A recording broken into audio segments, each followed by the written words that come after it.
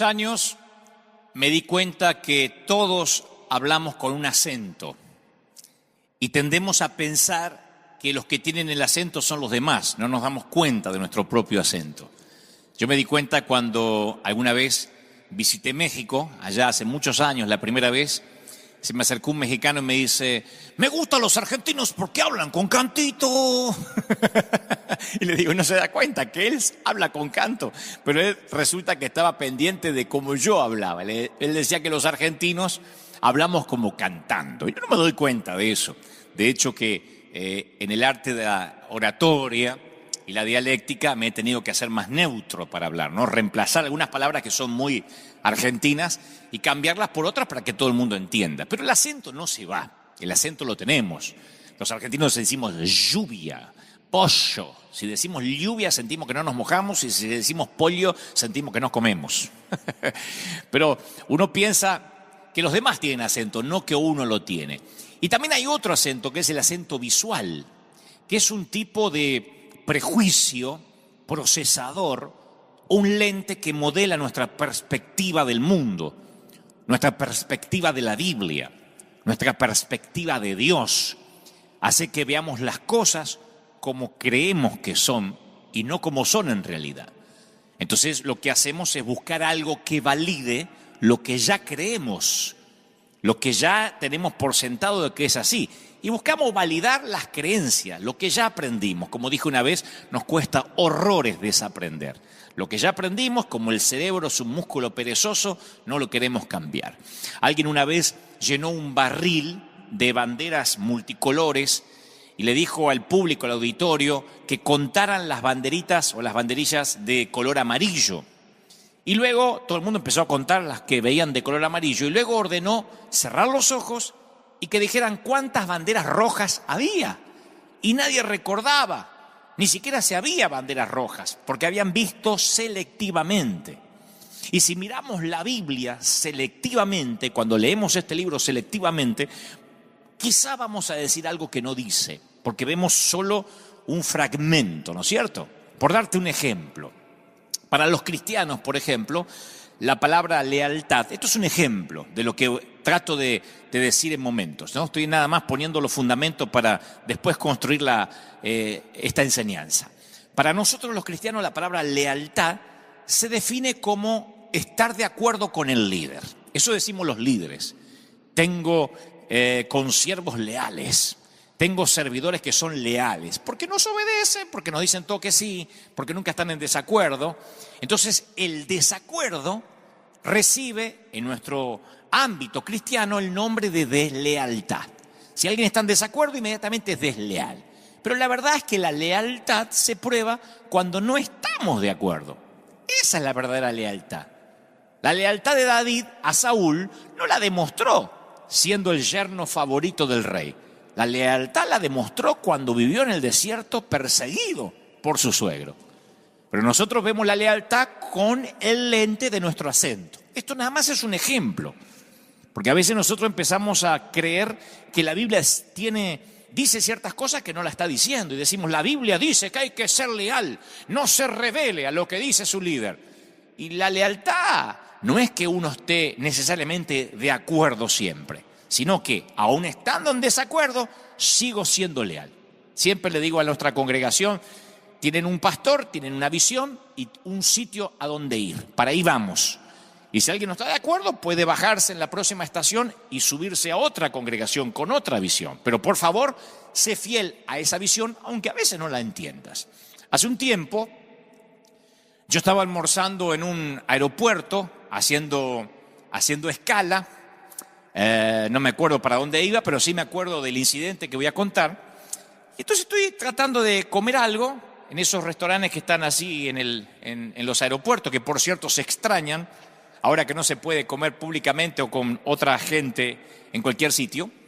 Y se acerca una señora y me dice, ¡ay, usted se parece tanto a Dante Gebel!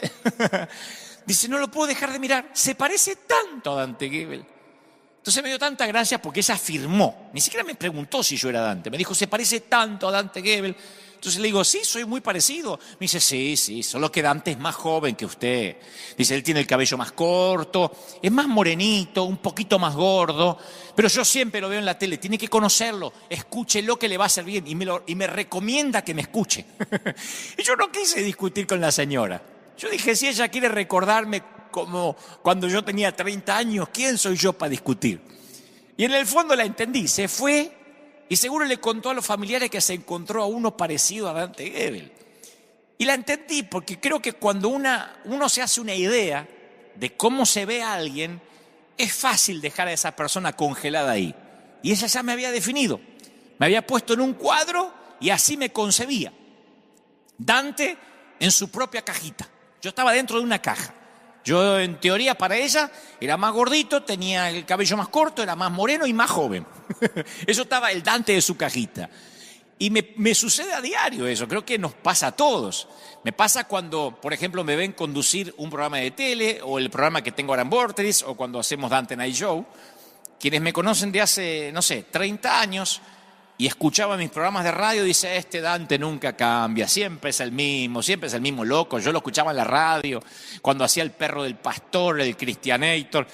Pues los que me conocieron hace poco, relativamente poco, hace, 10 años, predicando en la Catedral de Cristal, dice, ¿qué le pasó? ¿Por qué abandonó la sana doctrina y ahora hace un show? Porque no conocen de dónde vengo, ni conocen lo que yo hacía.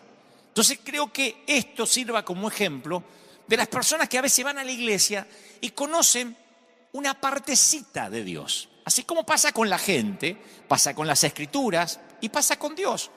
Las cajitas o los rótulos ayudan a que todo esté ordenado. No dejan que el cereal se derrame, no dejan que los libros se mezclen. Cuando se trata de guardar o etiquetar cosas, es maravilloso. Pero cuando se trata de explicar a las personas, no sirven. Cuando se trata de definir a Cristo, menos sirven los rótulos. Los contemporáneos palestinos de Jesús trataron de etiquetarlo, de meterlo en una cajita. Diseñaron una cantidad de cajitas y ninguna le sirvió.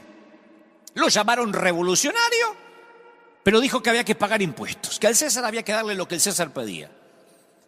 Lo tildaron de carpintero simplón, pero los eruditos se confundían con su sabiduría.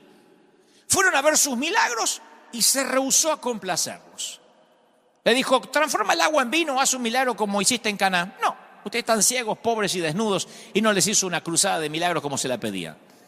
Era un judío que atrae a los gentiles, a los mundanos, un rabino que ponía loco a los religiosos, un hombre santo que se codeaba con prostitutas y personas de baja reputación. En una sociedad dominada por hombres, reclutaba mujeres, hablaba como un rey, pero vivía como un peregrino, y la gente no pudo ponerle una etiqueta.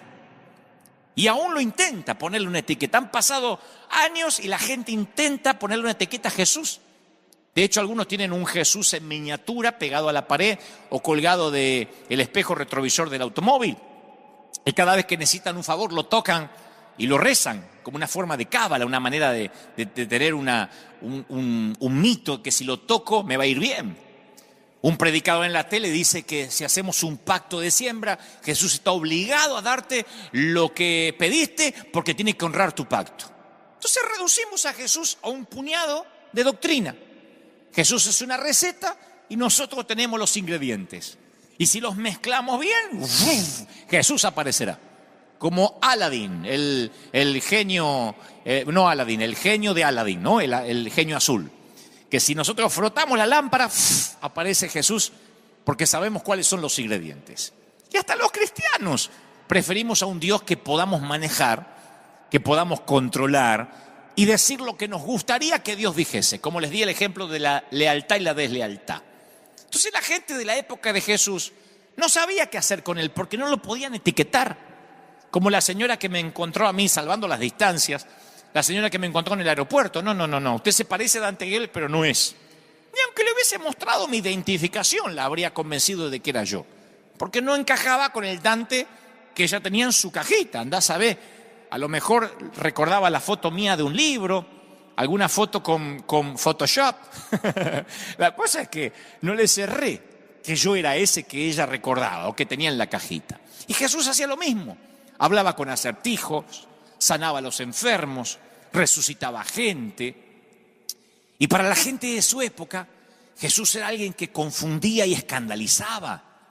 La razón por la que nos confunde es que siempre queremos hacer de Jesús alguien que Él no es. Y queremos hacer del Evangelio algo que tampoco es. Pedro, Juan y Jacobo también trataron de hacer lo mismo. Pienso, porque si no, ¿por qué Jesús los llevaría a aquella famosa expedición de Mateo 17? Dice que Jesús tomó a Pedro, a Jacobo, a Juan su hermano y los llevó a un monte alto y se transfiguró. ¿Recuerdan el monte de la transfiguración? El episodio de la transfiguración. Se transfiguró delante de ellos, resplandeció su rostro como el sol y sus vestidos, dice la palabra, se hicieron blanco como la luz. Y la mayoría de los historiadores ubica este acontecimiento en una montaña a 3.000 metros de altura, llamada Monte Hermón. Y ese gigantesco pico coronado de nieve era el lugar perfecto para el retiro de Cristo, con Pedro, Jacobo y Juan. Lejos de la multitud, solo los 4 amigos. A Jesús le faltaban unos meses para ir a la cruz. Y en algún momento, mientras Jesús oraba, el carpintero se transformó en una figura cósmica. Dice la palabra que se transfiguró delante de ellos, resplandeció su rostro como el sol y sus vestidos se hicieron blancos como la luz. El resplandor salía de cada poro de la piel, de la ropa. Marcos dice, el evangelista Marcos dice que los vestidos se lo vieron tan blancos, tanto que ningún hombre en la tierra los puede hacer tan blancos. O sea, no era el trabajo de una lavandería, era la presencia de Dios. Dios es luz, dice las Escrituras, y no hay tinieblas en Él. Él habita en la luz inaccesible. Entonces, el Cristo transfigurado es Cristo en su forma más pura. Pedro, Juan y Jacobo nunca lo habían visto así. Lo vieron caminar sobre el agua, multiplicar el pan, hablarle al viento, no sé, resucitar muertos. Pero nunca lo habían visto como una antorcha encendida. Creyeron que eso era todo, pero aparecieron 2 acompañantes. ¿Recuerdan la historia, no? Moisés y Elías. El libertador y el príncipe de los profetas pasaron a través del velo que separa la tierra del paraíso. Y dice que aparecieron rodeados de gloria y hablaban de su partida que Jesús iba a cumplir en Jerusalén. Moisés y Elías eran, qué sé yo, el Washington y el Lincoln de los judíos, el San Martín y el Simón Bolívar de ellos, del pueblo judío. Los cuadros de Elías y Moisés colgaban en todas las galerías de los próceres famosos. Y ahora el fuego de la montaña hizo que Pedro metiera la pata. Quiso meter a Jesús en una cajita de grandes próceres de la historia judía. ¿Ven? Todos tenemos una cajita. Pedro dijo, ya está, ahí está, esa es la revelación. Meto a Jesús en la cajita de los próceres judíos. Hagamos 3 cajitas. Hagamos 3 monumentos para ustedes. Ni Dios ni le dejó terminar la frase a este Pedro, que yo creo que tendría algo de sangre hispana, ¿no? Porque dice que mientras que Pedro aún hablaba, una nube de luz los cubrió, y dice la palabra que se siente del cielo que dice, este es mi hijo amado, en quien tengo complacencia, a él oíd. No hay otro Pedro, no hay otro cabezón, es único. Ni Moisés ni Elías, ni Buda ni Mahoma. Este no es el mejor de todos mis hijos, es el hijo amado, el único. Y Pedro, Juan y Jacobo eran astronautas alunizando en la superficie lunar. Vieron lo que ningún ser humano vio, Cristo en su grandeza cósmica. Y entonces dice la palabra que se postraron sobre sus rostros y tuvieron un gran temor. El fuego de la montaña los llevó a un temor que no conocían, un temor santo, un temor saludable. Encontraron al Dios que puso las estrellas como diamantes sobre el terciopelo nocturno. Encontraron al Dios que se llevó a los profetas en carros. Conocieron al Dios que dejó al faraón maldiciendo al ver a sus oficiales tragar agua en el Mar Rojo. Los discípulos quedaron con sus caras en el suelo absortos. No podían creer que ese era Jesús. A pesar de que lo habían visto resucitar muertos, lo habían puesto en una cajita. Y creo que la mayoría de nuestros temores nos quitan el sueño y la paz, pero este temor que tenía Pedro, Juan y Jacobo era diferente. Es el temor de cuando Dios sale de tu cajita, fuera de la caja. ¿Cuánto hace que no tienes ese temor? ¿Cuándo fue que una comprensión de Cristo te dejó sin aire y te dobló las rodillas? No hablo del Cristo parecido al multinivel que cumple tus expectativas. Hablo de ese momento que te llenas de temor reverencial. Si hace mucho que no te pasa, eso explica el resto de tus temores. Cuando Cristo es grande, nuestros temores son pequeños. A medida que tu visión de Cristo se agranda, los temores de la vida disminuyen. Un Jesús pequeño, un Cristo de domingo, no tiene poder sobre las células cancerígenas. Un Cristo de domingo no tiene poder sobre el COVID-19. El Cristo de domingo es para tocarlo cuando cuelga del espejo retrovisor. Tú dices, bueno, yo no tengo uno colgado del auto, pero el Cristo de domingo es similar. Lo metemos en una cajita y por eso los temores son tan grandes. Nosotros tomamos todas las medidas preventivas al salir a la calle. Lo vieron recién los que están mirando esta transmisión desde temprano. El equipo pastoral de planta tomamos todas las medidas preventivas, porque claro, es como subir a un automóvil y no ponerse el cinturón de seguridad. Nos ponemos las máscaras, nos higienizamos, los guantes, porque además la ley lo pide así, ¿no es cierto? El Ministerio de Salud lo exige. Pero me asombra a los cristianos que dicen, no salgan, ay, se sacó la mascarilla, ay, queremos Dante para rato, no se muera. De verdad, no es que yo salgo a tentar a Dios, pero no entiendo el pánico. No entiendo el pánico en un hijo de Dios. Esto lo aclaro, no estoy diciendo no te pongas mascarilla, no te importa que no te importe la cuarentena. Yo entiendo que esto es también parte de la prevención y de obedecer. Ahora, el pánico, el miedo. Yo nunca salí a la calle con miedo. Nunca salí a repartir alimento pensando que me puedo morir. No, es que un Cristo de domingo no tiene poder sobre el COVID-19, ni sobre los colapsos financieros, ni sobre las calamidades familiares. Un Jesús de cajita es portátil. Cabe en una cartera, cabe en un estante, pero no hace nada por tus temores. Y Jesús vio a la cajita a la cual lo habían confinado los discípulos. Y él vio el futuro que le esperaba a sus muchachos. Él vio las persecuciones de Nerón, las prisiones de Roma, las demandas de la iglesia. Y supo que una versión del tamaño de una cajita no les iba a servir. Les quitó los márgenes a sus ideas preconcebidas. Y todos los temores se derritieron en Pedro, Juan y Jacobo, que después iban a contar el testimonio, se derritieron como cubitos de hielo en el verano. Dirían como David, Jesús es mi luz y mi salvación. ¿De quién voy a temer? No es que Dios cambie, nosotros cambiamos al ver más de Él. No es que Dios cambie, nosotros cambiamos al ver más de Él. Vemos dimensiones, aspectos, características que no habíamos visto. Entonces no podemos definir a Cristo a una doctrina, a una denominación, ni siquiera lo que dice un pastor, ni siquiera lo que yo te digo. Por eso estoy convencido que en esta temporada difícil que vive el planeta, Dios nos está dando nuevas estrategias fuera de la caja, que serán un catalizador para un movimiento mundial. Estoy convencido. No es una palabra de aliento, porque yo no soy coach, yo no vengo a alentar a nadie, necesariamente. Yo lo creo en un movimiento, creo en una gran cosecha. Esta pandemia va a redefinir a las iglesias, a nosotros, tal como se las conoció hasta hoy. Nos va a redefinir. Hechos 15, el libro de los Hechos, el capítulo 15, es la crónica de una reunión de concilio donde los líderes se reunieron, hicieron un cónclave para ver qué hacían con los gentiles. El famoso concilio de Jerusalén para los historiadores de la Biblia, o los teólogos. Los gentiles que se salvaban, los que no eran judíos, se les llamaba gentiles, que se salvaban, estaban impregnados de mitología griega, de politeísmo, o sea, la adoración a muchos dioses. Adoraban al dios del agua, al dios de la lluvia, al dios del sol, al dios del sol. Todo eran dioses para ellos. El politeísmo era parte de la mayoría de los gentiles. Aparte no sabían nada del Antiguo Testamento, del Antiguo Pacto.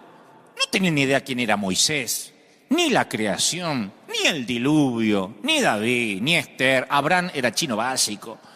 Entonces cuando ellos entran al reino, redefinen la iglesia de algún modo. Y los apóstoles hicieron una cumbre para saber qué hacer, porque se estaba llenando de chusma el reino. Pablo y Bernabé contaban cómo los gentiles vivían milagros asombrosos. Dice, mira, son gentiles, no entienden quién es Moisés, no entienden quién es Esther, pero Dios los usa, los bendice, los llena con el Espíritu. Pedro mismo cuenta cómo esta gente no seguía los ritos religiosos, pero estaban llenos del poder de Dios. Entonces los apóstoles tenían que decidir si iban a permitir que el mover del Espíritu redefiniera la iglesia tal como ellos la conocían y la concebían, o iban a cortar de cuajo ese mover para proteger la identidad judía. Entonces la Biblia, para hacer la historia corta, dice que ellos llegan a la siguiente conclusión después de ese cónclave. Llegan a la siguiente conclusión. Dice, por lo tanto, yo considero que debemos de dejar de ponerle trabas a los gentiles que se convierten a Dios. No le hagamos la vida difícil. No le pongamos palos a la rueda al gentil, que se tiene que circuncidar, que tiene que saber quién es Moisés, que estudie quién es Abraham, que sepa qué animal entró en el arca, que por qué no dejó la suegra fuera del arca. No le compliquemos la vida. Porque le pareció bien al Espíritu Santo y a nosotros. Esta es la conclusión que llega al cónclave del Concilio de Jerusalén. Nos pareció bien no imponeros ninguna carga que no es necesaria. Y el resto es historia. El Evangelio comienza a extenderse por todo el mundo con más fuerza que nunca. Y esta pandemia nos pone en ese mismo umbral otra vez. Está por ocurrir una enorme cosecha que va a venir por la gente menos pensada y de las formas menos concebidas. Fíjense en si no, las iglesias cerradas. ¿Creen que Jesús se fue de vacaciones? ¿Que Dios se fue de vacaciones? ¿Creemos eso de verdad? Yo creo que se va a redefinir, se está redefiniendo la iglesia. Ya en este tiempo. Hay un montón de gente que no va a saber nada de religión, de teología, de los fundamentos de la historia de la iglesia, de qué creemos, de nuestro manual de constitución, de lo que cree la cuadrangular, la asamblea rectangular. No saben nada. Y vamos a tener que enfrentar, señores, la decisión de nuestros antepasados en el Concilio de Jerusalén. ¿Detendremos el mover del Espíritu para salvar al Jesús de la cajita? ¿O aceptaremos el riesgo de ser incomprendidos por la comunidad religiosa? A mí mismo me dicen, cuando yo estoy en Radio Vorterix, que es una radio de rock, donde me dijeron, ¿te animás a darle aliento a los argentinos sin hablar de religión y sin bajar línea religiosa? ¿Cómo no voy a poder hablar de principios bíblicos? No necesito llenarme de versículos y Dios a cada rato para dejar contento a los que tienen al Jesús de la cajita. ¿Cómo voy a decir que no? Me contratan para dar aliento a un país que necesita principios bíblicos, aunque a veces ni saben que son bíblicos. ¿Cómo no los voy a dar? Si Jesús predicaba así. A Jesús se le pedía que siempre estuviera desenvolviendo el rollo de los profetas. Y él hablaba de los pajaritos, comparaba el reino de los cielos con una mujer que perdió una moneda, hablaba de la oveja perdida, del sembrador. Por eso los llevaron a la cruz, porque no les entraba en su cajita de rabino, porque no predicaban las sinagogas. Entonces la religión siempre busca la forma de alejarnos de las personas que más necesitan de Dios. Y vamos a tener que hacer frente a las tormentas de la reputación. Y muchos vamos a tener que ensuciarnos las manos con las almas de los hombres. Vamos a tener que ensuciarnos las manos con las almas de la gente. Esto no es una crítica, en todo caso es una autocrítica. Yo entendí que ahora Dios va a hacer un movimiento inusual, que ya lo está haciendo, a mi pesar y al pesar de unos cuantos. Yo hace unos años leí respecto al analfabetismo. El analfabeto absoluto es aquella persona incapaz de leer y de escribir. Así era mi abuela. No podía firmar, hacía una cruz donde estaba, no tenía que a veces poner su firma. Después está el analfabetismo gramatical, que son aquellas personas que no tienen ni idea que lo son, pero desconocen las reglas ortográficas, gramaticales, escriben como quieren. Creo que eso tiene que ver mucho las redes sociales y los mensajes de texto, ¿no? Que abrevian como quieren y a veces lastima la vista leer como algunos escriben. Es una suerte de analfabetismo gramatical. Después está el que es analfabeto por desuso, que se refiere a aquellos que una vez cumplida la función descifradora del analfabetismo, se vuelven analfabetas por no tocar un libro jamás en sus vidas. Gente que aprendió a leer y escribir, fue a la secundaria y capaz que a la facultad y nunca más tomó un libro. Uno se da cuenta hasta en los oradores, por su falta de sinónimos, su dialéctica pobre. Eso cuando uno no lee, lo aprendimos de nuestras madres. Mi vieja decía, lee mucho, Dante, para tener un rico lenguaje. Tenemos un lenguaje maravilloso de nuestros Cervantes, una herencia maravillosa de los que hablamos español. Y hablar mal no es una excusa. Uno tiene que leer y cualquiera tiene acceso a cualquier libro, a cualquier información, ¿no? Bueno, esa es una suerte también de analfabetismo. Y después está el analfabetismo tecnológico, que se refiere a la incapacidad de utilizar las tecnologías. Ahí ya algunos estamos metidos ahí, ¿no? Que no entendemos mucho los controles remotos ni las aplicaciones y nos tenemos que rodear de gente más inteligente que nosotros para esas cuestiones. Y después está el que es analfabeto espiritual, que son las personas que no leen la Biblia por sí mismos y si la leen no la disciernen y si tratan de pensar en algo de las Escrituras repiten algo que escucharon del pastor, del cura o del rabino. Y esa suerte de analfabetismo ha llegado a nuestro pueblo cristiano de una manera alarmante. Yo hablé de esto muchas veces, aún en las giras que hacía por el mundo. El libro de Hebreos nos muestra que está dirigido a creyentes que ya han sido bastante enseñados en las verdades bíblicas. Y aquellos que leían la carta de los Hebreos ya habían escuchado prédicas poderosas de ministros ungidos y todas las enseñanzas sólidas se encuentran en los primeros 4 capítulos de Hebreos. Así que eso nos da el contexto de que cuando el escritor a los Hebreos va a decir lo que ahora te voy a decir, no le estaba hablando a recién convertiditos. En el capítulo 5, después de 4 enseñanzas sólidas, en los capítulos anteriores, el escritor se dirige a aquellos que estaban reunidos y le dicen, se hicieron tardos para oír, debiendo ser ya maestros. ¿Se acuerdan? Después de tanto tiempo tienen necesidad de que se les enseñen cuáles son los primeros rudimentos de la palabra de Dios, los primeros palotes. Tienen necesidad de leche y no de alimento sólido. Multitudes en la iglesia hemos sido enseñados con verdades bíblicas y experimentamos sermones, pero a veces, la mayoría de las veces fue espiritualidad prestada. La crisis me parece a mí más seria que actualmente estamos viviendo como pueblo cristiano y en esta pandemia se empieza a notar, es la crisis de desarrollo. Esa crisis delata que la mayoría de los miembros de nuestras iglesias, algunos son inmaduros, no sé si la mayoría, pero una gran minoría, vamos a decir, aunque parece un oxímoron, ¿no? Una gran minoría, o que no han crecido lo suficiente. Tienen cierta edad cronológica como creyentes, pero la vida psicológica, la vida espiritual no se desarrolló al mismo nivel. Un padre se preocuparía si su hijo no crece normalmente y su cuerpo se desfigura de manera grotesca por falta de crecimiento. Yo pienso que Dios siente lo mismo al ver a algunos creyentes que después de 20 años, 30 años, siguen en sus cunas tomando el biberón. Es una imagen grotesca.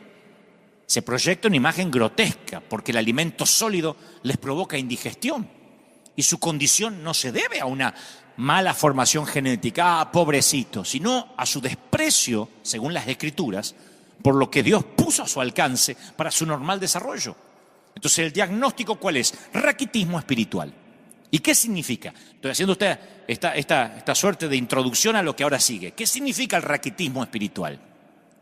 Bueno, literalmente, una de las cosas la dice el escritor a los Hebreos, la incapacidad en el entendimiento. Dice, después de todas estas enseñanzas, cabezones, continúan siendo tardos para oír.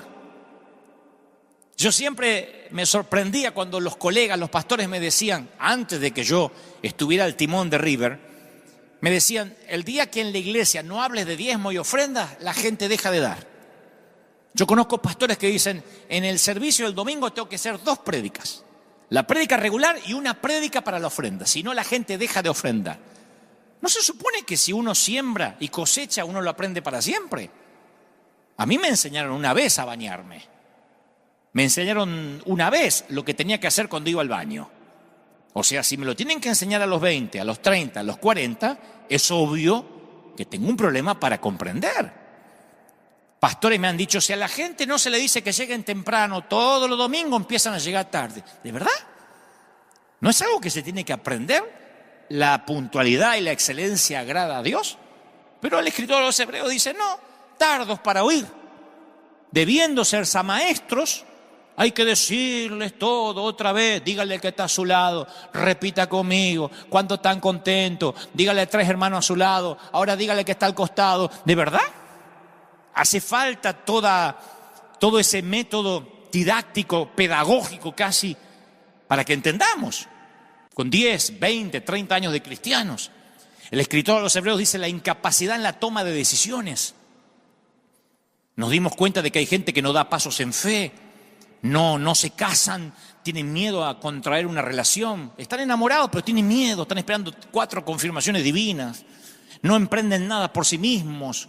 Son líder dependientes o pastor dependientes. El maduro siempre está buscando cómo dar de sus recursos, de su vida, de su tiempo. Hay gente, yo ni siquiera me tengo que pedir, por favor, siembren. La gente no deja de llamarnos porque el creyente maduro dice, tengo que ayudar a este hombre a que siga adelante con el ministerio, con lo que está haciendo. Son maduros, que saben que hay que dar. El inmaduro siempre necesita que se le esté dando, que le expliquen en qué testamento aparece el diezmo, a ver si me lo puedo zafar. El maduro sigue la verdad. El inmaduro es llevado por cualquier ola de doctrina, de enseñanza, siempre está confundido. Vi un videíto en YouTube que dicen que fulano es el anticristo y siempre está confundido, porque en vez de leer la Biblia mira videos editados en YouTube. El maduro sabe lo que Dios quiere de él, tiene una vida con objetivos claros. Y el inmaduro siempre está buscando en qué banquina va a quedar, en qué vereda va a quedar. El maduro es una persona con una espiritualidad que crece, busca a Dios, estudia diariamente las Escrituras. Cada vez más entiende cómo crecer hacia una espiritualidad adulta. El inmaduro no crece. Vive una vida de carnalidad, de chuleta, como dice un amigo. Lee un versiculito, hace bibliomancia, a ver qué me sale. Como si fuera las galletitas de esas casas chinas o el horóscopo. Un versiculito, un salmito, a ver qué me dice el salmo. El maduro es adulto en sus decisiones, influye en otros. Y el inmaduro no influye en nadie, si tiene influencias negativas. Entonces, ¿cuál es el diagnóstico? No está creciendo, no están creciendo. Pero lo que a mí me preocupa, lo que a mí me aterra, el síntoma fundamental es la incapacidad de transferir vida. Cuando uno toma leche, si es un niño, tus órganos no pueden reproducir. Por más enseñanza, por más buena doctrina que tenga una iglesia, si una iglesia no crece, es porque hay un retraso espiritual. Uno puede decir, no, crecen aquellos porque aceptan a cualquiera. No, si tus órganos pueden reproducir, una iglesia se reproduce y crece. Cuando uno se alimenta solo de leche y no de alimentos sólidos, tu sistema inmunológico se ve afectado y estás expuesto a contraer todo tipo de enfermedades. Te atrofias espiritualmente, no puedes engendrar. En Israel existe el Mar Muerto, que ustedes lo habrán escuchado alguna vez. Yo lo conocí, de hecho, personalmente. Un extenso lago que toca las fronteras del Jordán. Y los depósitos minerales lo hacen uno de los puntos más ricos del planeta. El agua de mar normal, qué sé yo, tiene 4% de contenido mineral. Eso es lo que le da el gusto a salado. El Mar Muerto tiene un 22% de contenido mineral. Ustedes pueden ver los pilares de sal que llegan a la superficie. El agua parece aceite de bebé. pero no ves los paisajes comunes que se ven en Medio Oriente. No hay aldeas de pescadores, redes para pescar, aldeanos vendiendo pescado, gaviotas revoloteando. No, el Mar Muerto es rico, abundante, pero no tiene vida. ¿Cuál es la razón? No hay salidas. Es un callejón sin salida y solo libera su ingreso de agua a través de la evaporación, lo cual es muy poco. No tiene corrientes de agua, ni tributarios de flujo o rastros de vida en sus costas. Y eso es lo que Dios está cambiando con esta pandemia. La pandemia expone el raquitismo de los que no podían transferir vida, de los mar muertos, de los que no tenían salida, de los que se metieron para adentro, de los que nos metimos para adentro. Yo no estoy diciendo que las viejas maneras de hacer las cosas están mal, solo que hay cosas que son incompatibles con el presente que estamos viviendo, vaya presente, y el futuro que se viene. Para alcanzar la gente que nadie está alcanzando, debemos hacer cosas que nadie está haciendo. Y las iglesias nos solemos enamorar de nuestros modelos, y me incluyo. Los modelos, que son los métodos, son creados para apoyar la visión de la iglesia, no para adorarlos. Los modelos no sostienen la visión, es al revés. Hay iglesias atadas a un modelo que ya no sirve al propósito original. Y muchas veces el modelo entra en conflicto con la visión. Nos enamoramos de la manera de hacer las cosas y descuidamos la visión, que eran las almas. No todas las iglesias saben cuál es su modelo. Algunas usan el modelo, bueno, mientras más actividades mejor. Venga al templo, servicio los martes, los jueves, el sábado, el domingo, reunión de jóvenes, reunión de damas solteras, solterona, desesperado. Y bueno, y ningún ministerio funciona, pero son muchos. Entonces sienten que están haciendo mucho para Dios. Te entregan un boletín así con todas las actividades. Y dicen, bueno, eso funciona porque tenemos muchas actividades. Otras usan el modelo que está implementando la iglesia del pastor fulano. Es el modelo, la moda del congreso del mes. Entonces, el pastor asiste a un congreso, vuelve a casa y agrega un nuevo modelo a su iglesia. Y en el proceso de cuidar el modelo, sin querer descuidamos la visión original. ¿Cuáles son? Diría Carlos Anacondia, mi amigo, las almas. ¡Las almas! Las almas perdidas. Carlos siempre me dice, Dante, no te olvides que eres evangelista. Y el corazón del Señor está en las almas. La hija de Carlos dice que soy uno de sus mejores imitadores. Amo a Carlos y recuerdo siempre su consejo. Esto se trata de almas. No lo dice solo Carlos, lo dice la Escritura. Por años nos enseñaron que debemos relacionarnos con los inconversos solo si los podemos convencer de estar en lo correcto. O sea, a ver cómo digo esto.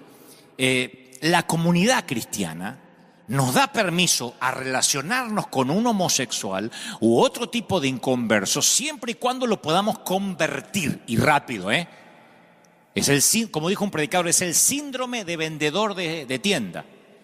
¿Vieron cuando entra en una tienda de ropa o algo así y se acerca y dice, buscaba algo, señor, lo puedo ayudar? No es tu amigo, te quiere vender algo. El que te dice, ¿le puedo ayudar en algo? Te quiere vender. Y uno dice, no, estoy mirando, hasta nos molestamos a veces. Estoy mirando. Al rato viene otro y dice, ¿lo puedo ayudar? No necesito ayuda para mirar, tengo los ojos desde que nací. Entonces, de la misma forma, el inconverso sabe cuando nos acercamos para venderle a Jesús. Y nada de lo que decimos le suena sincero.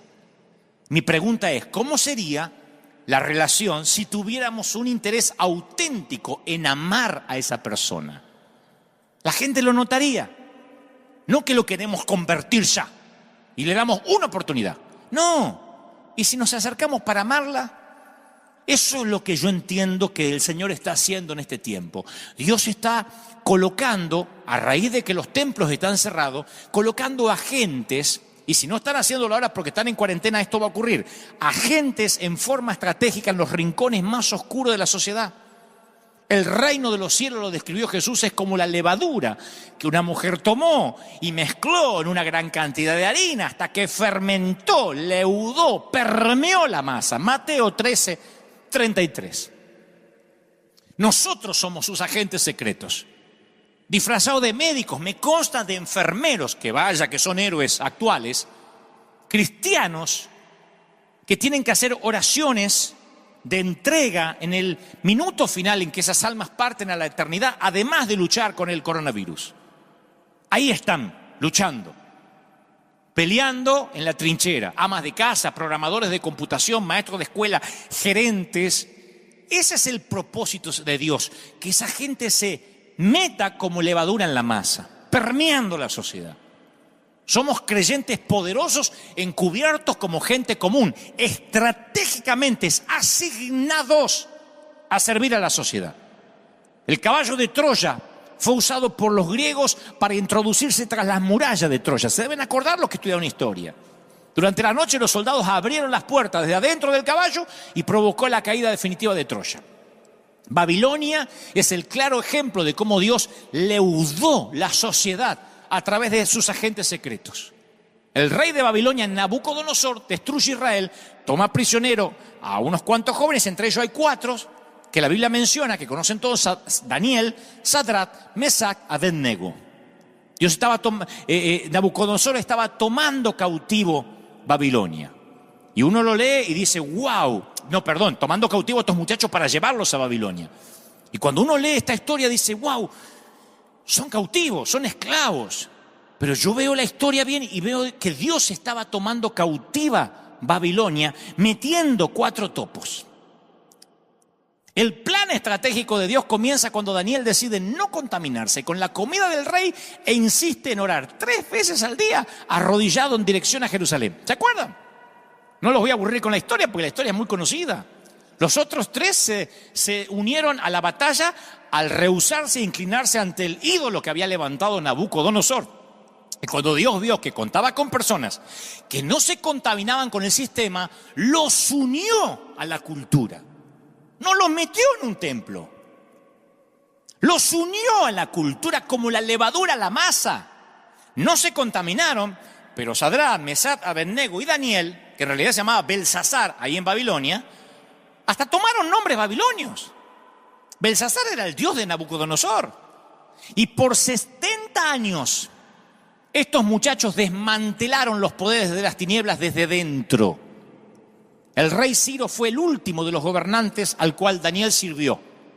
Y finalmente el rey persa Ciro liberó al pueblo de Dios e incluso financió el multimillonario proyecto del templo. Ciro escribió un prototipo de derechos humanos que se usa hasta el día de hoy en las Naciones Unidas.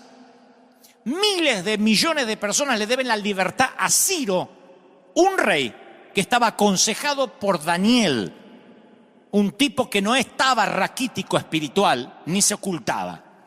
Y durante los 21 días de ayuno de Daniel estaba gobernando Ciro. Ahí lo dicen las Escrituras. Entonces, una transformación que requiere asimilación, no solo consumo. Así como algunos son intolerantes a la lactosa, muchos son intolerantes al Evangelio y crea una reacción negativa. Como dije hace un par de domingos, algunos escucharon tanta religión que se les hizo un anticuerpo. Conozco gente que está inmunizada contra el Evangelio. Y nosotros le estamos debiendo al mundo un encuentro real con Dios.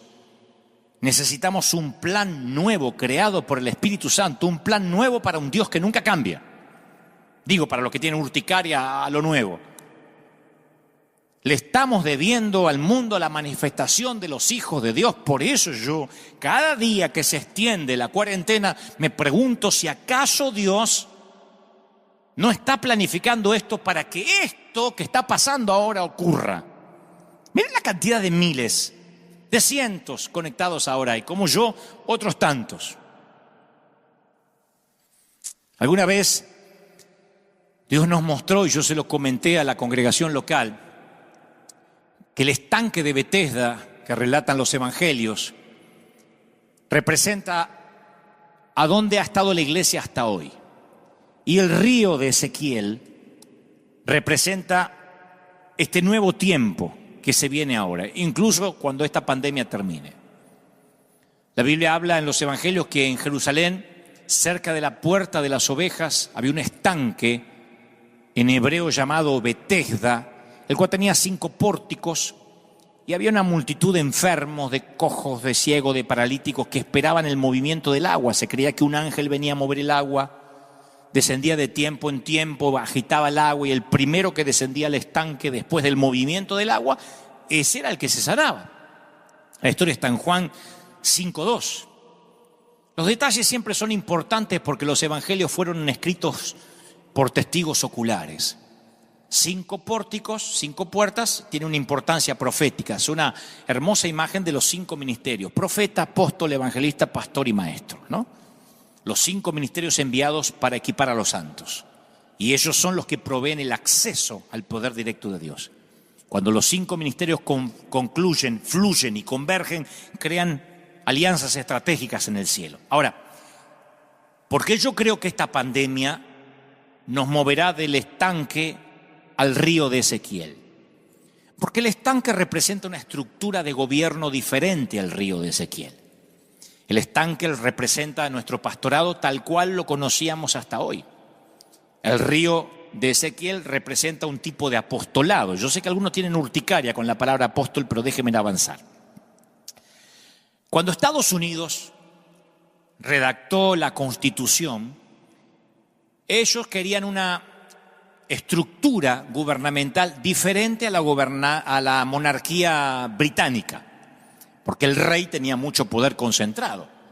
Entonces pensaron que una república constitucional estaba pensada principalmente para limitar el poder del presidente. No era un rey, era un gobierno democrático. Entonces, de ese modo, equilibraban el poder en la toma de las grandes decisiones. Pero después pensaron, hicieron una enmienda y dijeron, bueno, ¿y qué pasa en tiempos de guerra? En tiempo de un ataque, como fue el famoso 9/11, 11 de septiembre, el fatídico 11 de septiembre. Un presidente con esa burocracia, con todo un Senado, es muy lento para defender un país, para contraatacar. Y entonces hicieron una enmienda, la redactaron y la titularon la Ley Marcial. La Ley Marcial transforma la República Constitucional en un gobierno militar. Y el presidente, bajo fuego, se convierte en comandante en jefe de las Fuerzas Armadas. No necesita que la mayoría del Senado le apruebe el plan de batalla, tiene la facultad de tomar decisiones rápidas. De allí que se dice, cuidado que puede apretar el botón rojo, ¿no? Si no se promulga la ley marcial durante una guerra, la misma estructura del gobierno, los senadores, los diputados, los que tienen que votar, limita la facultad en liderar las fuerzas. Y este es un ejemplo de cómo a veces la estructura gubernamental puede potenciar o limitar a sus líderes. ¿Sí? En estos años de peregrinar cristiano, yo he observado cómo la iglesia hemos construido estructuras gubernamentales poniendo a Jesús en una caja, a la iglesia en otra caja, a los líderes en otra caja, y esas estructuras están en derredor de los líderes, incapacitándolos para lo que tienen que hacer para Dios. A veces son nuestras propias vacas sagradas que no nos dejan crecer o ver formas diferentes de predicar. La protección de las vacas es uno de los ejes del hinduismo, por eso digo vaca sagrada, la religión dominante de la India. Para el hinduismo todo lo que proviene de una vaca es sagrado, no se puede tocar una vaca. Imagínate un argentino que no pueda comerse una vaca, yo no podría vivir nunca en la India. Hay vacas sagradas dando vuelta libremente en la India y también en nuestras iglesias, a las que nunca se las objeta. Nunca las examinamos de manera objetiva, simplemente son reverenciadas porque estamos forzados a vivir con esas vacas. Y las vacas sagradas a veces pueden tomar muchas formas, pero son fáciles de ubicar con una simple pregunta: ¿por qué estamos haciendo esto? Y si la respuesta es porque siempre lo hicimos así, o si la respuesta es porque así se hace acá, es muy probable que hayamos encontrado una vaca, señores. Es grave cuando se añade al evangelio algo que no es necesario y se predica como si fueran términos bíblicos, como diciendo, no está en la Biblia, pero tendría que estar. De allí salen cosas como, wow, terminó el culto y no hizo pasar la gente al frente. A mí me han dicho eso. Un día fui a River y no me gusta ese pastor, no hizo pasar la gente al frente. A veces sí, a veces no. Imagínate a Jesús al finalizar el sermón del monte diciendo, ¿quién quiere ser mi discípulo? Levante la mano. ¿Habrá alguien allá arriba de la higuera que quiera bajar? ¿Cuándo? El llamado al altar se inventó desde 100 años para acá. Fue usado por un evangelista gringo, Charles Finney, como un medio para que la gente se apartara para hablar acerca de la salvación. Pase al altar. ¿Está bien hacerlo? Sí, pero tampoco está mal si alguien no hace llamado al altar. Es una vaca sagrada. O la oración de entrega.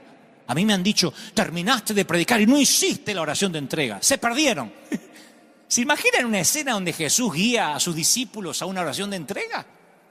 Dios prefiere ver un solo convertido verdadero que un océano lleno de decisiones de gente convencida. ¿O cuántas veces hemos escuchado? Yo mismo he predicado así en mis primeros pasos, cuando decía, dale a Jesús una oportunidad. Fíjate vos, le decíamos a la gente que le den una oportunidad a Jesús, como diciendo, prueba este shampoo que no se te cae el cabello. Interpretando mal lo que Apocalipsis 3:20 dice, yo estoy a la puerta y llamo. ¿Cuántos evangelistas usamos ese versículo para pintar un cuadro patético de Jesús? Jesús muerto de frío, ábrame, que me estoy mojando. Ábrame la puerta del corazón, el picaporte está de adentro, me tengo frío. No, las palabras en el Apocalipsis no son para los perdidos, son para la iglesia de la Odisea.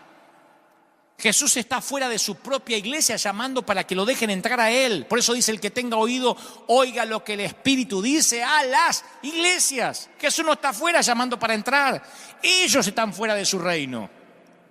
Y ellos pueden estar tocando toda la noche como las 5 vírgenes insensatas que no tenían aceite y que Jesús nunca las dejará entrar porque no cumplen los requisitos de un corazón arrepentido y precavido. O el seguimiento a los nuevos. A mí me han dicho siempre, y ahora que la iglesia está cerrada, ¿cómo seguimos a la gente? Perdimos el control de la gente, me dijo el otro día alguien. Perdimos el seguimiento, hay que llamar por teléfono para que la gente no se pierda. Yo voy a la vida de Jesús y me asombro que Él no tenía ningún programa de seguimiento. Este modelo de iglesia de pandemia con templos cerrados era el modelo de Jesús. Si no, Él se hubiese atrincherado en una sinagoga y hubiese dicho, vengan, acá estoy, 5 servicios diarios. Él acostumbraba a la gente a seguirle a Él, lo llamaba para que lo sigan a Él. Nunca fue de puerta en puerta buscando al tipo que sanó la semana pasada para compartir otra parábola con Él. Él siempre tenía la actitud, si quieren vida, tendrán que venir y seguirme. Nunca dijo, Pedro, ¿le tomaste el celular al joven rico? Me parece que se fue ofendido, hay que llamarlo lunes, miércoles, jueves, llegarle con una Biblia de regalos. Nunca. Yo no estoy diciendo que seguir, hacer un plan de consolidación esté mal, no me malinterpreten. Lo que digo es que cuando algo se transforma en tradición y si no lo haces está fuera de la doctrina y te niegan el cielo, es porque estamos amarrados a una vaca sagrada. Ni siquiera es importante que tengas una Biblia, sino que la pongas por obra. Hace un par de domingos me dijo, no me gusta que dice los versículos de memoria y no lo lees de las Escrituras. ¿De verdad? ¿De verdad tengo que decir capítulo 4, versículo 5, página 727 de la Reina Valera para ser más espiritual? ¿Cuántos gobernantes juran con la mano encima de la Biblia y después hacen lo que quieren? Son corruptos, como si la Biblia no hubiese significado nada. La Biblia en sí misma no tiene ningún poder, hasta tanto la ponga por obra y la obedezca. Por eso tenemos que entender esta temporada. Porque esta temporada es la que más se parece a la iglesia primitiva, al concilio de Jerusalén, a Jesús fuera de la caja. El Señor sana a un ciego con lodo. ¿Recuerdan la historia? Pregunto, ¿había algo en su saliva, en el polvo de Jerusalén, en el agua del estanque donde lo mandó a lavarse? ¿Dónde estaba el poder? ¿En la saliva, en la tierra o en el estanque? Porque creo que si pasara hoy, las 3 cosas sentarían un precedente doctrinario. Seríamos la iglesia de la saliva, la tierra y el estanque. Y después nos dividiríamos, la iglesia de la saliva santa, la iglesia de la saliva menos santa. ¿Por qué Naamán tenía que zambullirse 7 veces? Porque 7 es el número perfecto. No, pudo haber sido 10 saltos de rana en la arena, 7 vueltas al árbol, 14 brincos a un poste. El gran tema era tratar con su orgullo, su obediencia, su fe, su persistencia, su carácter. El hombre es una criatura con costumbres que se aferra, nos aferramos a las tradiciones. Por eso es muy importante entender, líderes, saber esto. ¿En qué época, en qué temporada estamos liderando? Porque si no entendemos estos tiempos de cambio, no vamos a saber liderar correctamente en esta crisis. Nos desesperamos porque decimos, bueno, la gente va a dejar de ofrendar, la gente va a olvidar quién es su pastor, no lo voy a poder discipular, no puede tener célula. Nos empezamos a desesperar porque se nos cae el Jesús de la cajita. Es lo que hicieron los rabinos con Jesús. No, ven a la sinagoga y haz milagros aquí dentro, no en las calles con la gentuza. Y Jesús estaba fuera de la caja, en las calles, haciendo cosas ridículas como salivando en tierra, sanando a alguien en un día de reposo. Los pastores somos apacentadores. Reunimos a las ovejas, atendemos las necesidades, nos gusta eso. Ese es nuestro manto. Y las personas que nos siguen son básicamente ovejas. Entonces la estructura gubernamental de un pastorado es como el estanque de Betesda, en la cual la gente viene para un encuentro sobrenatural. Yo voy al estanque de Betesda y me doy cuenta que tenían que pasar un tiempo ahí hasta que un ángel moviera las aguas. Y muchos han ido a la iglesia o han venido a la iglesia con la misma razón. ¿Necesitas ser sanado? ¿Qué decimos? Ven a la iglesia. Todos los pastores que tenemos un programa de televisión ponemos la dirección abajo y los horarios de servicio, ¿o no? No decimos, yo te voy a visitar a tu casa, encontrame en la calle. No, y está bien. Miren el templo que tenemos nosotros, también invitamos que vengan. ¿Necesitas ser sanado? Ven a la iglesia. ¿Necesitas ser aconsejado, enseñado, liberado? Necesitas venir a la iglesia. Entonces, y también como en Betesda, los milagros tampoco son muy frecuentes. Hay temporadas de visitación, cruzada de tanto en tanto de milagros, noche de milagros. Pero a veces hay que pasar varios tiempos frente al estanque para que ocurra algo milagroso. A veces se mueven las aguas. Yo conozco gente que dice, sí, se movieron las aguas. Vino un profeta y el servicio estuvo lindo, porque trajeron un profeta invitado. Otros dicen, estuvo lindo el domingo, nos visitó el Espíritu Santo. Nos visitó. Si los visitó, quiere decir que ahí no habita, visita. Y una visita puede venir o puede no venir. Cuando alguien dice, tuvimos una visita del Espíritu Santo, yo me pregunto, ¿y los días que no los visitó el Espíritu Santo, quién los visitó? Nos visitó. La Biblia dice el que habita el abrigo del Altísimo, no el que visita. Y a veces lo tenemos a Jesús como bienvenido a este lugar, visítanos. Y si no nos visita, en cambio el río de Ezequiel ofrece un cuadro diferente. Dice, en Ezequiel literalmente dice, y me hizo volver luego a la entrada de la casa, y aquí que aguas salían de debajo del umbral hacia el oriente. Y más adelante dice, y me dijo, ¿has visto, hijo de hombre? Y me llevó y me hizo ver la ribera del río. Y volviendo, vi que en la ribera del río había muchísimos árboles, uno al lado del otro. Y me dijo, estas aguas salen a la región del oriente y entrarán al mar y recibirán sanidad las aguas. Y toda alma viviente que nadare, que estuviera en estos ríos, vivirá. Y habrá muchísimos peces y recibirán sanidad y vivirá todo, no algunas cosas, todo lo que está en este río. Y junto al río, en la ribera, al uno y al otro lado, crecerá toda clase de árboles frutales. Sus hojas no caerán, no faltará su fruto, a su tiempo madurará, porque sus aguas salen del santuario y su fruto será para comer y su hoja será para medicina. Ezequiel 47. Hay mucha revelación en esto. El agua, al igual que el agua del estanque, representa la gracia de Dios, el agua de Ezequiel. Fluye por debajo del umbral, como que el agua sale de acá abajo donde yo estoy parado acá. ¿Ven? Como que el agua sale de acá, por debajo de mis pies, y después empieza a salir del stage, de la plataforma. Fluye por debajo y se hace más profundo a medida que se aleja. Sale ahí a la calle Broadway. Eso describe un movimiento en el cual la presencia de Dios se hace más poderosa a medida que el pueblo lo lleva al mundo.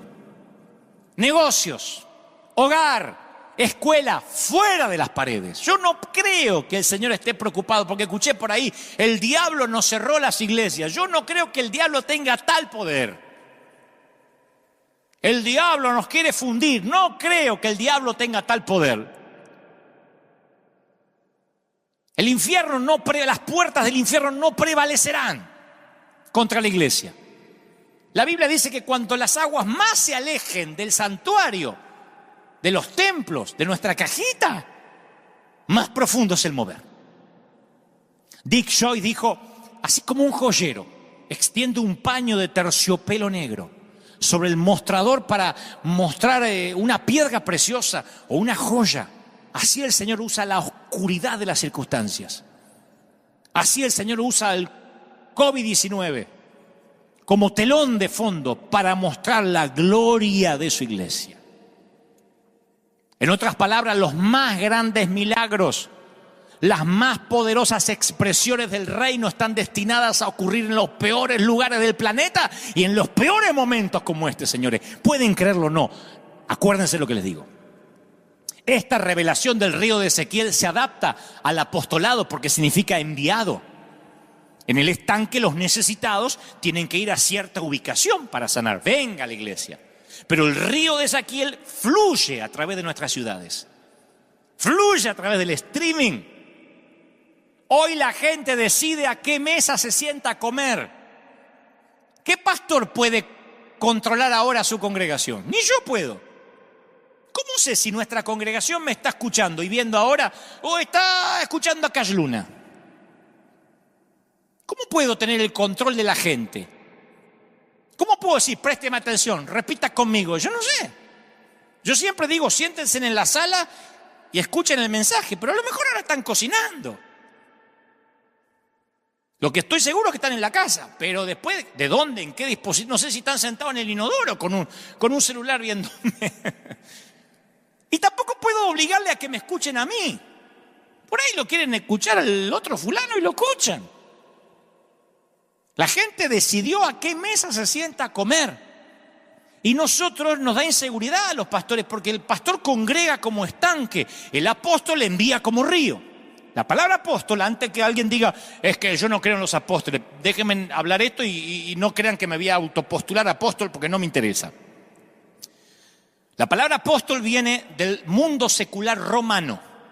Los romanos eran muy agresivos para extender su imperio. Y ellos decidieron implantar su cultura. Eran un gobierno de facto, un gobierno dictatorial. Ellos tenían cónsules que lideraban las embajadas de culturización y se llamaban apóstoles. Apóstol no es una palabra que inventó el Señor Jesús. Lo inventaron los romanos. Y cuando Jesús promovió a los suyos para que entendieran cuál era el trabajo que iban a hacer, no los llamó patriarcas, ni sacerdotes, ni rabinos, porque hubiesen pensado, si él le decía, ustedes serán mis rabinos, hubiesen pensado que se tenían que esconder en una sinagoga. Los llamó por un título político que ellos entendían y que definiría su llamado y responsabilidad. Si a mí me dicen, Dante, vas a ser embajador, yo ya entendí. Tengo que representar mi país en otra nación. Cuando les dijo, ustedes serán apóstoles, como los ejércitos romanos primero luchaban por el territorio y luego enviaban a los apóstoles a enseñarles la cultura, a meterse en la sociedad, los muchachos entendieron lo que era un apóstol. Es un enviado a establecer la cultura en un lugar. En este caso, la cultura del cielo en la tierra. Un apóstol es enviado a soltar el cielo en donde quiera que vaya. Un apóstol no es para que necesariamente tenga una mega iglesia o para que la gente le diga apóstol.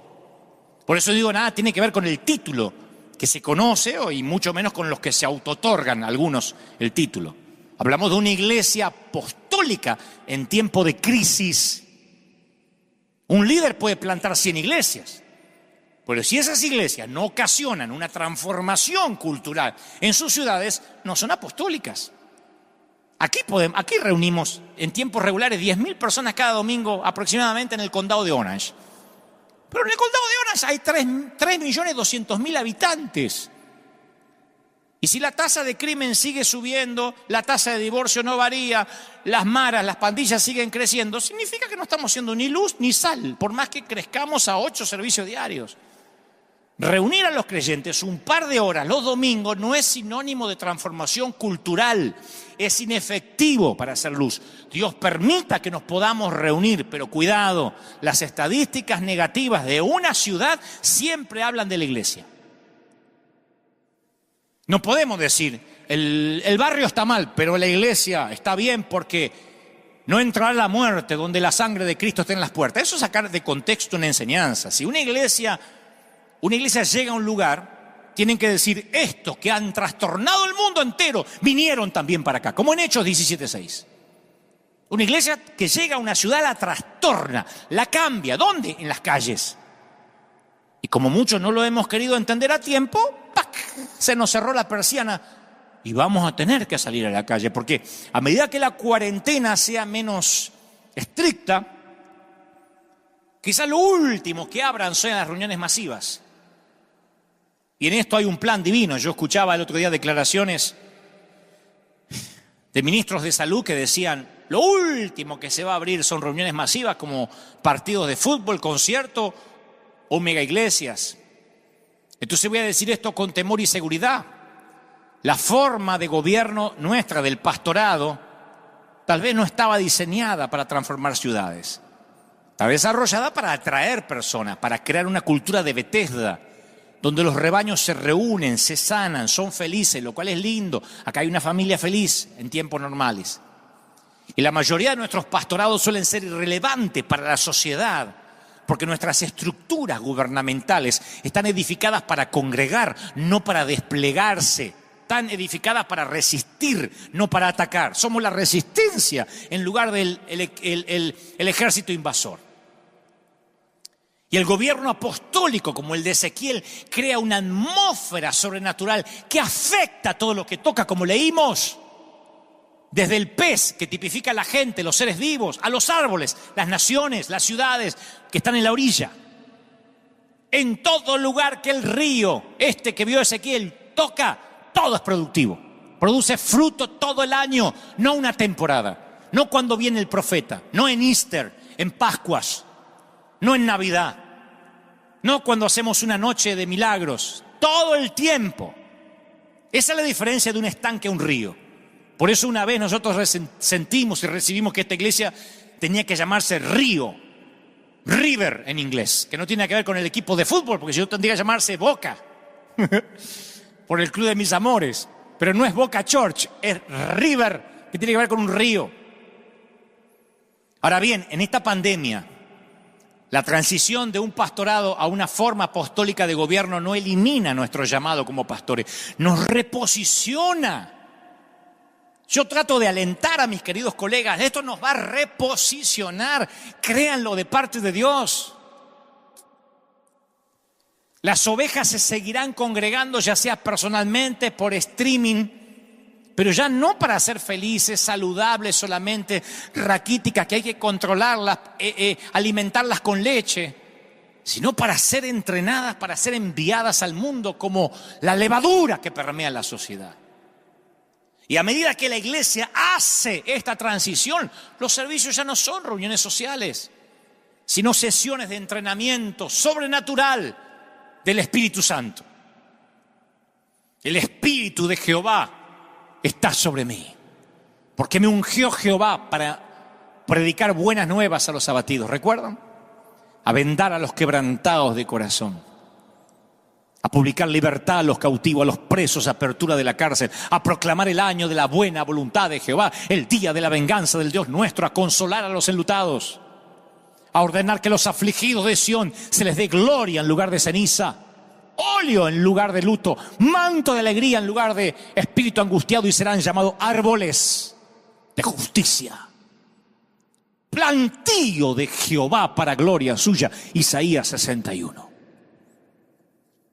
Isaías dice que esas mismas personas que son transformadas son comisionadas a reconstruir ciudades. Isaías 61:4 dice: y reconstruirán las ruinas antiguas, restaurarán los escombros de antaño, repararán las ciudades en ruinas y los escombros de muchas generaciones. Yo creo que viene el tiempo de una iglesia sobrenatural. Es la última gran oportunidad que tendremos antes de la venida de nuestro Señor. Todos tenemos talentos naturales con los que estamos dotados. Yo puedo dibujar. He hecho eso desde que tengo memoria. Otros son buenos para hacer negocios. Otros tienen la habilidad para conducir una iglesia. Pero yo no quiero que la iglesia o mi ministerio sea explicable sin el Espíritu Santo. Cuando Dios no se muestra en un servicio, a mí me fastidia, me pone muy mal. Yo hace unos años me ponía feliz cuando una multitud venía a oírme predicar, pero esos días pasaron hace mucho. Ahora deseo que el Espíritu Santo haga cosas que no haya forma de atribuírselas a mí. Yo quiero vivir una vida de manera que no pueda ser reproducida ni falsificada. Porque si se trata de llenar iglesias, la mayoría lo estamos haciendo bien. Un buen orador, un servicio atractivo, buen edificio, música. Pero Dios quiere que sea algo mucho más que luces, música, despliegue. Recuerden a los profetas de Baal. Tuvieron una ruidosa y apasionante reunión de adoración, un servicio espectacular desde la mañana hasta la tarde, pero dice, y nadie respondió ni prestó atención. Luego Elías oró y descendió fuego del cielo. Elías oró y fuego cayó. Oró Josué, ¿se acuerdan? Y el sol se paró. Me encanta.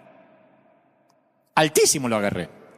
Elías oró y fuego cayó. Oró Josué y el sol se paró. Mi parte favorita de la historia es cuando todo termina y los profetas de Baal dicen, el Señor, el Dios de Elías, es el Dios verdadero. No dijeron, qué gran orador que es Elías. ¿Viste la música? ¡Oh! ¿Te diste cuenta la alabanza, el grupo de alabanza de Elías?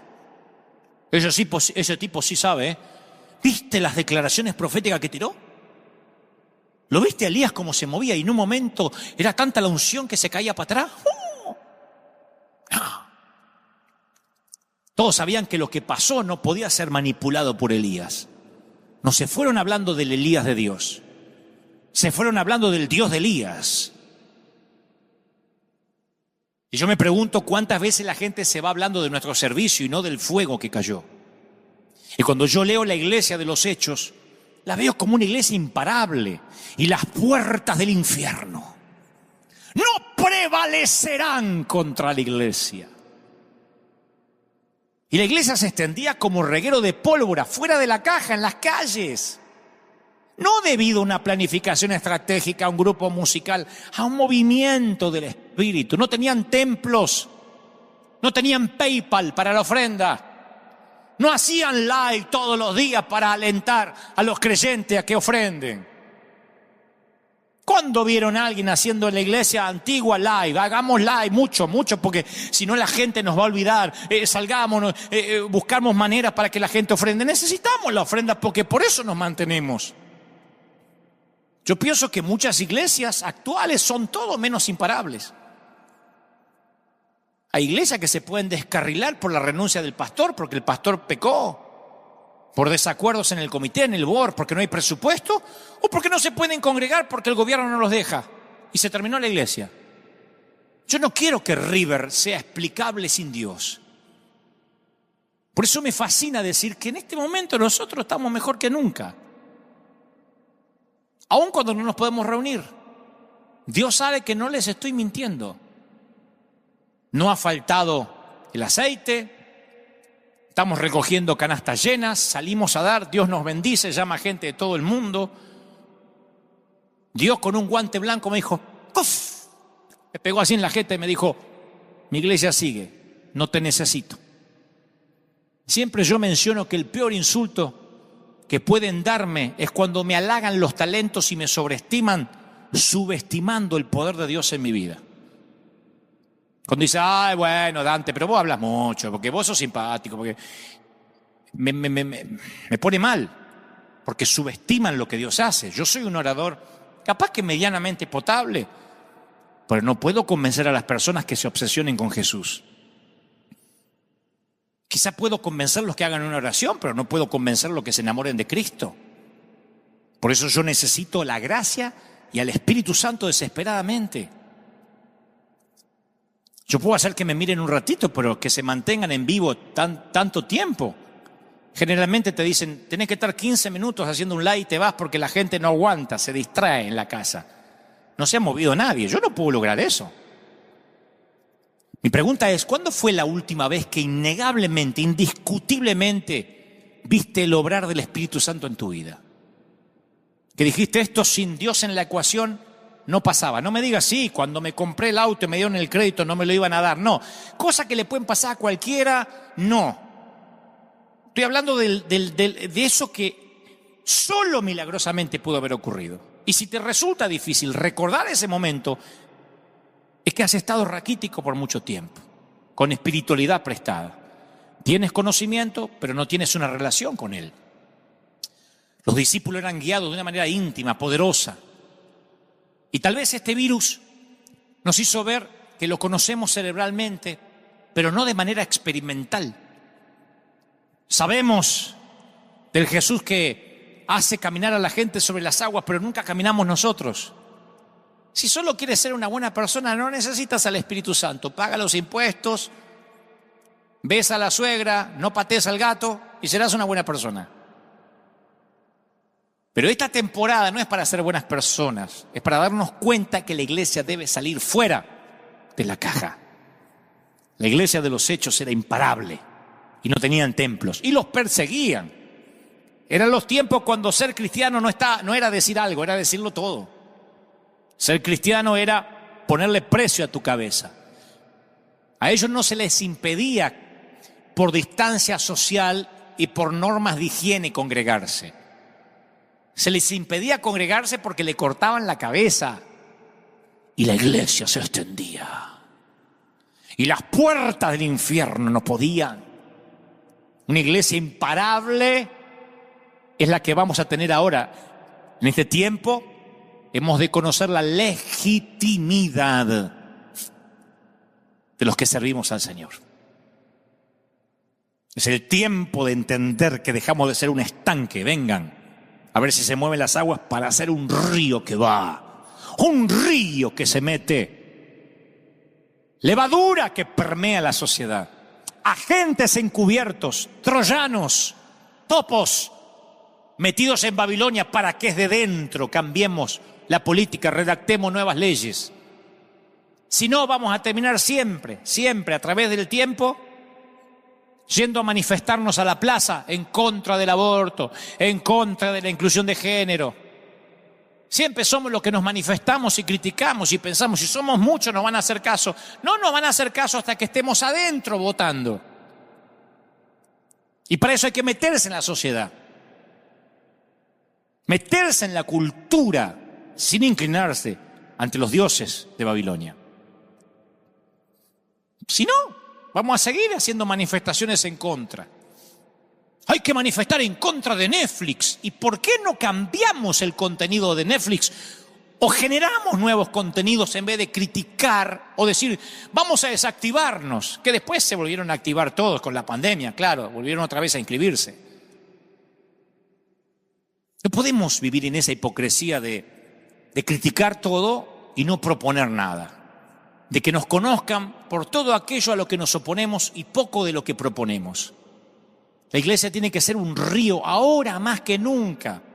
Y yo sé que hay jóvenes que me escuchan desde que éramos pibes, ¿o no? Hay algunos que me dicen, Dante, te estás poniendo viejo, ya tenés canas. Yo te seguía desde la radio de los 20 años. Hagamos un ejercicio mental. ¿Qué predicaba yo? Cuando iba a Chaco, allá en Argentina, Formosa, el Tour 2000. Cuando terminamos el tour en Boca Juniors hace 20 años. ¿Se acuerdan el mensaje? ¿Qué predicábamos? ¿Qué decía? No decía, métanse en las aulas, en la cultura, sean artistas, conquisten la televisión.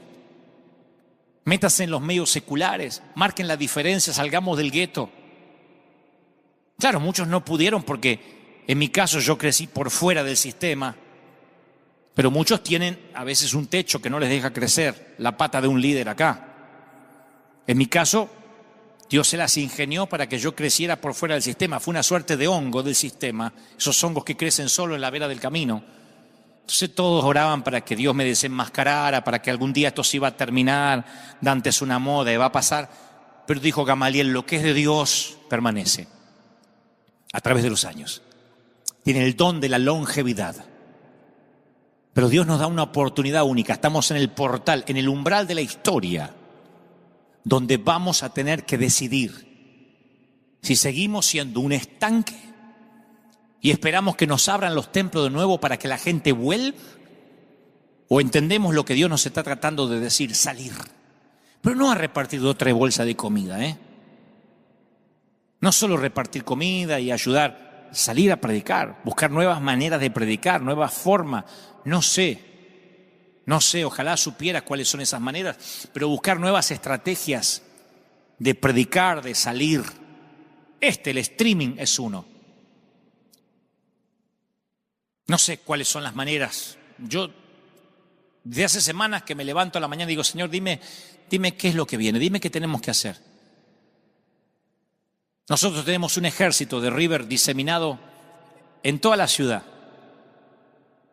que los extraño un montón, siempre digo, pero ahí están, en sus casas, en sus hogares, esperando una orden. Manténganse en sus posiciones. Vivos, heridos o muertos, prometí llevarlos a casa. Se supone que soy tu pastor y estamos juntos en esto. No te dejaré atrás. Mantente en tu posición hasta que te diga lo que hacer. Lee la Biblia, ora más que nunca, llénate de Dios. Tú nunca dependiste de mí, nunca hice que fueras un drogadependiente pastoral. ¿Sabes de lo que estoy hablando? Siempre dije, soy un hombre fallido, un hombre que puede fallar, y yo no velaré por tu vida. Apenas puedo con la mía para hacerme responsable por la tuya. Solo puedo enseñarte, solo puedo conducirte a la presencia de Dios. Soy el guía de un museo exponiendo las obras de arte, nada más. Así que ahora, Iglesia de River, aplica todo lo que aprendimos. Ahí están los mensajes disponibles en nuestra página oficial. Vuélvelos a mirar otra vez, los que quieras.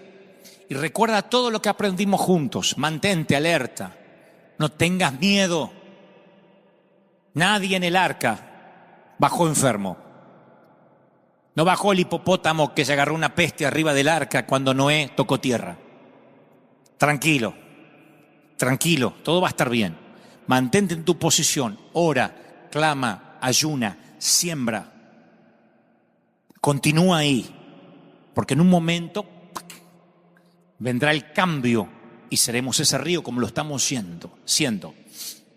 Estamos llegando a Europa, estamos bendiciendo ministerios, estamos ayudando en lo que podemos y cada vez digo, wow, esto Dios quería que seamos un río, se cumplió. ¿Se acuerdan cuando les decía, esto puede terminar en cualquier momento, pero no la iglesia? La iglesia son ustedes, la iglesia somos nosotros. Este edificio mañana se vende, se terminó, a otra cosa. Que venga a cantar Elton John de vuelta. La iglesia somos nosotros, ahí en casa, en los colegios, en la universidad, a donde te toque cuando esta cuarentena se termine de abrir, y entonces serás un agente de cambio. Levadura, una luz no se oculta debajo de un almud, ni se oculta en un templo, sale afuera. Río, que crezca todo sitio donde tú vayas, que haya árboles frutales todo el tiempo. Oro por los que están por primera vez, para que recibas a Cristo en tu corazón, para que lo recibas ahora mismo, para que alguien te ayude a hacer esta oración de fe ahí, porque el río no hace falta que pases al altar y repitas conmigo y alguien te tome el nombre antes que te escapes. No, si la conversión es verdadera, tú querrás seguir a Jesús donde Él vaya. Oro por todos los que pertenecen a este río.